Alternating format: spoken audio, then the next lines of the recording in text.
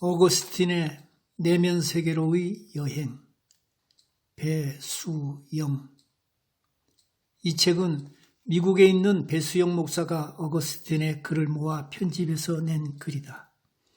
어거스틴은 AD 354년에 모니카에서 출생했다. 그는 신교와 구교의 공통적인 신학자로 일컬음을 받고 있는 2000년 기독교 회사의 금자탑을 쌓은 성인으로 그 발자국은 너무나도 선명하다. 오늘에 이르기까지 어거스틴을 통해 신앙의 감화를 받지 않은 사람이 없을 만큼 그는 인류 역사의 정신사에 지대한 공헌을 한 사람이다. 참회로, 하나님의 도성, 삼위일체 등은 그의 책은 1600년의 시공간을 뛰어넘어 우리 곁에 신앙의 유산이 되고 있다. 저자는 이러한 위인 어거스틴의 믿음의 정신과 신앙의 사상을 면밀히 분석하여 그의 내면 세계를 현대 문장으로 잘 다듬어 내놓았다. 본소가 담고 있는 주요 내용 요지는 다음과 같다. 어느 날 힘든 길을 걸어가던 어거스틴이 하나님 얼굴을 마주하게 된다. 말로 표현할 수 없는 충만함과 생동감과 약동하는 생명감을 느끼면서 자신을 돌아보게 된다. 그가 걸어온 길이 죄의 길이며 자만에 찼고 고집과 아집이 가득한 삶이었다는 사실을 깨닫고 고백하게 된다. 자신에 대해 너무 흉한 것들을 발견하게 된 것이다. 그 시간 이후 어거스틴은 자신의 삶을 발가벗기고 진실된 규범의 잣대로 하나님께 재평가 받겠다는 각오로 자신의 내면 세계를 찾아가기 시작했다. 어거스틴의 절규와 고백과 참회의 근거가 된 텍스트는 성경이었다. 그는 성경을 통해 내면의 풍부한 영적 세계를 여행하면서 높이 비상했다. 그의 내면 세계로의 여행에서 직면한 첫 질문은 두 가지였다. 첫째로 하나님은 누구신가 하는 문제와 두 번째로는 나는 어떤 존재인가에 초점이 맞추어졌다.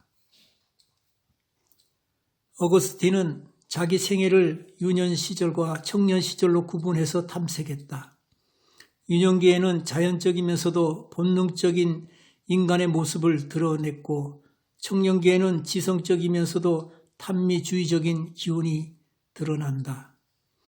그 후로는 마지막 인생을 마무리하는 장년 시기에 인생 여정의 원숙기가 절정에 달해서 교회 역사의 걸출한 신학자로 크로즈업 되었다.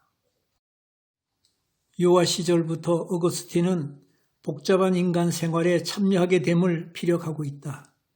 말하는 법에 있어서 울음을 터뜨리는 것이나 서투른 억양, 몸짓으로 자기를 나타냈다고 한다. 표현하는 방법으로는 얼굴 표정, 눈빛, 몸놀림, 태도, 목소리의 고조, 장단은 자신의 정신 상태를 보여주면서 부모와 주변 사람들에게 배운 반사작용이었다. 그런 행동으로 자기 의사를 표현했다. 그럴수록 선하고 의로운 하나님과 죄와 부패로 둘러싸여 있는 인간이 너무나 뚜렷하게 대비되는 것을 부인할 수 없다고 보았다. 순진, 우고한 어린아이라 할지라도 죄로 오염된 상태인즉 감히 하나님 앞에 설 수 없다고 진단했다. 때문에 나는 죄인입니다. 나는 할 수 없습니다. 나는 무능합니다. 라는 고백만이 하나님의 마음을 시원하게 해드린다는 사실을 어거스틴은 깨달았다.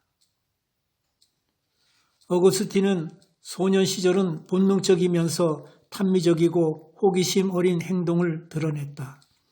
소년 시절에서 청년 시절로 넘어가면서 더욱 깊은 욕망의 그물에 시움을 당하게 된다. 그의 고백은 늘 탄식조였다. 죄를 지은 후에는 자신의 못남을 탓하고 후회했다. 한 예로 그는 불량배 친구들과 사귀면서 도둑질에 빠지게 된다. 배나무를 힘껏 흔들어 배를 따서 자기는 먹지 않고 돼지에게 주는 등 무모한 객기를 부렸다.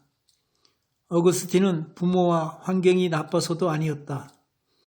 어거스틴 자체가 흥분하고 무질서하고 쾌락과 방탕을 즐겼다. 그는 만시창이가 된 가운데서도 그는 하나님의 음성을 듣기를 바라는 마음의 한 구석이 있었다. 소년 시절 자신을 스스로 교만했음을 토로했다. 어거스틴은 29살에 자신의 영혼의 방황을 이제는 끝내기로 작정한다. 그 방편으로 이단교였던 마니교에 빠져 거기서 영혼의 해방을 시도한다. 거기서도 영혼의 만족을 못 느낀다. 여전히 죄의 수렁에 육체가 허우적거리면서 탈출하지 못한 것이다. 어거스틴은 죄의 본성 속에서 절규하면서도 한 줄기 빛을 발견하도록 애를 쓴다. 그러나 죄의 충동과 희열은 쾌락을 가져다 주었고 죄악이 수치스럽고 사악한 감정이었다는 것을 간파한다. 그의 내면 세계에 풍랑이 일기 시작했다. 어거스틴은 30세부터 진정한 영혼의 눈을 차츰 떠가기 시작했다.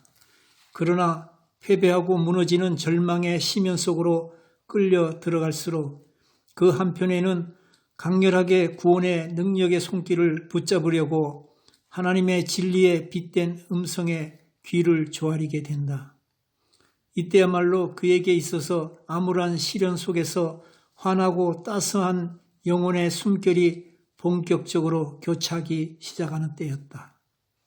거기서 그는 하나님은 누구신가를 점차적으로 깨달아 가게 되었다.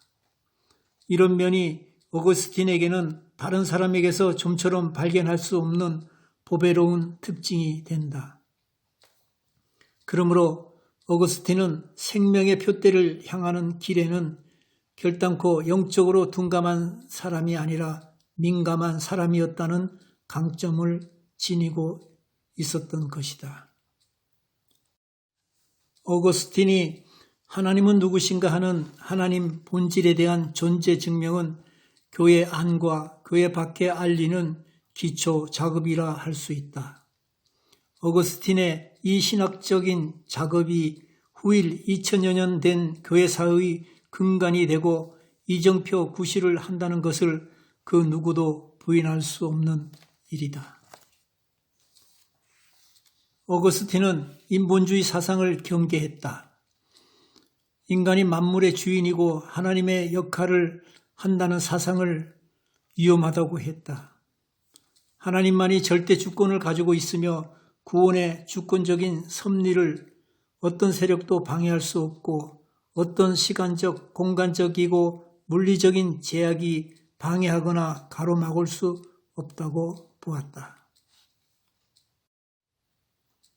어거스틴은 AD 325년 니케아 종교회의에서 일어난 기독론 논쟁으로 약 56년간이나 끌어온 신앙 논쟁에 대해 명확한 개념을 선언했다.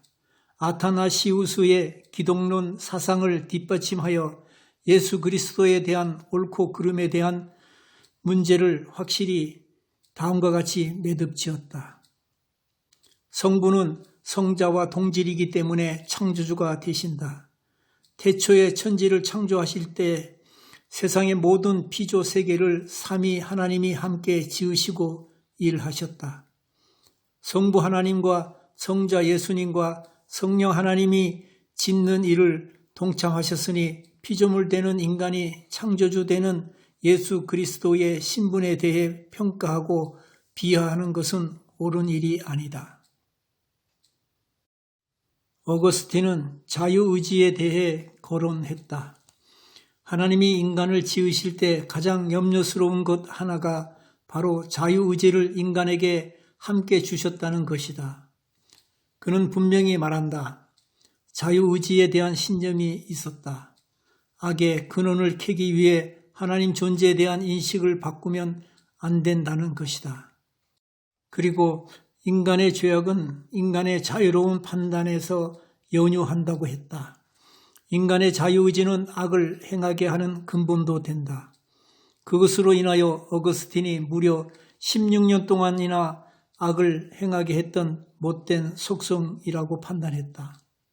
정말 인간에게 주어져서는 안 될 것이 자유의지였다. 그러나 그는 고백한다. 그 자유의지로 말미암아 주님께서 비춰주신 그 빛에 가까이 나아갈 수 있었다. 이 자유의지로 어거스틴은 영혼의 격렬한 투쟁을 한 것이다. 어거스틴은 하나님의 은총을 깊이 깨달았다. 불완전한 인간이 법 앞에서 실수하여 넘어질 때 심판의 대상이 된다. 그러나 은혜 앞에서는 범죄하는 실수가 있다 해도 심판의 대상이 아니다. 주님은 자비와 긍휼의 대상으로 관용과 용서로 사랑하신다. 대신 자신의 죄를 낱낱이 보게 하여 회개하는 관문을 거치게 하는 과정이 또한 은혜의 영역에서 베풀어지는 하나님의 역사임을 알았다. 어거스틴은 하나님의 은혜 때문에 오늘도 목숨을 부지하고 살아갈 수 있다고 믿었다. 어거스틴은 그가 가고 없지만 그의 신학과 신앙 그리고 사상과 삶은 1600년의 시공간을 뛰어넘어 지금 여기에 이르고 있다. 강력한 영향력으로 오는 세대를 만나고 있다. 진정으로 어거스틴은 그의 참회록을 통해 하나님 앞에 서 있는 인간의 본래의 모습을 정직하게 뒤끌만한 것도 감춘 것이 없이 다 보여주고 있다. 그러기에 그의 삶은 현대인에게 영적으로 깊은 감명과 큰 도전을 주고 있다. 이상 경청해 주셔서 감사합니다.